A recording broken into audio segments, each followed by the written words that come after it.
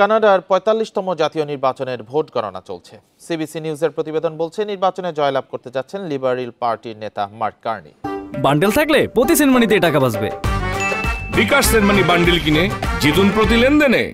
তার নিকটতম প্রতিদ্বন্দ্বী কনজারভেটিভ নেতা পিয়েরে পোয়েলিয়েভ্রে।